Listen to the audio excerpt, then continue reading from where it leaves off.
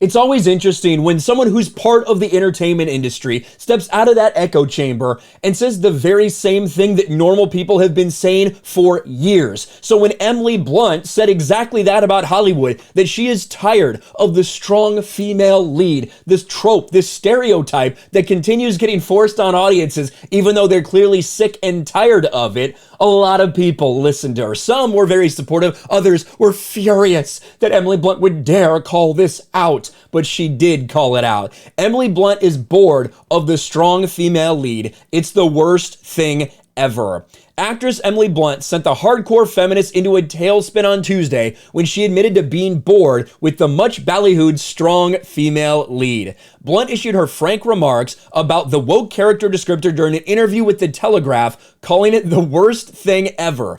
It's the worst thing ever when you open up a script and read the words, strong female lead, Blunt said. That makes me roll my eyes. I'm already out. I'm bored. Those roles are written as incredibly stoic. You spend the whole time acting tough and saying tough things.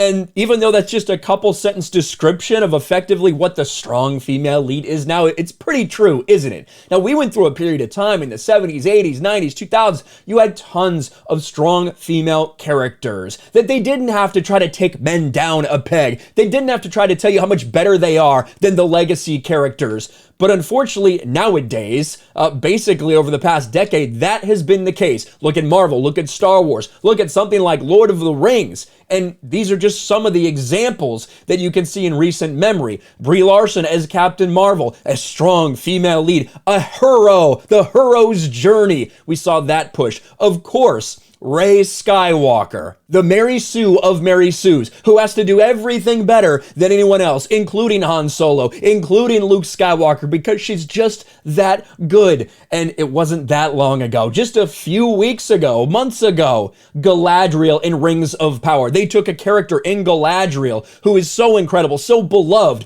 and they decided to turn her into a stereotypical, strong female lead. They made her act like a man, and they tried to make sure you knew that she was better than any man. And it goes on and on and on. And now we've gotten to the point where it's gone a little bit past the traditional strong female lead. Now it's just characters that shit all over the fan base because you might be a man. That's where we're at with She-Hulk. But let's get back to Emily Blunt's comments. While Blunt has indeed played a fair amount of impressive heroines throughout her career, they often don't fit into the box of what feminists might consider strong. In Looper, she played a single mom whose love for her troubled son saves him from embracing a path of darkness. In A Quiet Place, she played a matriarchal mother bear fighting to keep her family together through an alien apocalypse. And Quiet Place is interesting because in Quiet Place, absolutely John Krasinski is the strong masculine father figure. And what happens at the end of Quiet Place, if you haven't watched, I'm not going to spoil it, I guess. But in the second one, she has to take on a slightly different role for that movie.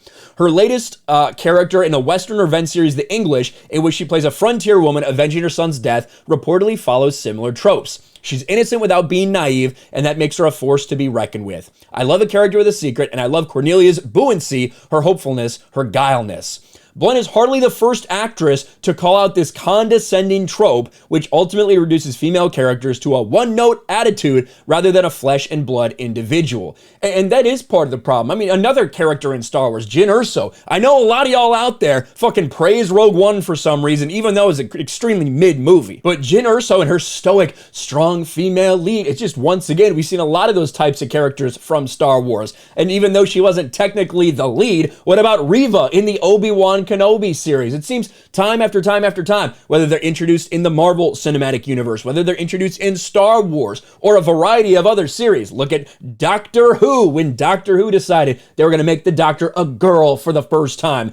Certainly didn't end well for them. But it is nice to hear someone like Emily Blunt calling this garbage out, saying that it's trash, saying that it's boring, because it absolutely is. Audiences are tired of it. They're tired of being lectured throughout nearly every single thing they have to go and watch about how good women are compared to the men. And of course, if you do insert a female character into something with a history, with a storied legacy, things like that, they're going to do everything they can to bring down those original characters just to elevate her. No longer can they just write interesting, compelling characters. No, it's got to be a strong female lead, and she has to prove she's better than all the men ever were. Good to hear Emily Blunt called this bullshit out. What do you guys think? Let me know in the comments section below. Smash a like button, subscribe to the channel, ring the bell for notifications, share this video out there, and I'll talk to you later. Thanks for watching, everyone, and a huge shout out to my patrons. I appreciate you guys so much. Want to follow me on Twitter or Instagram? Check out the description below. You'll find links to my P.O. box and my Patreon as well. And I'll talk to you guys later.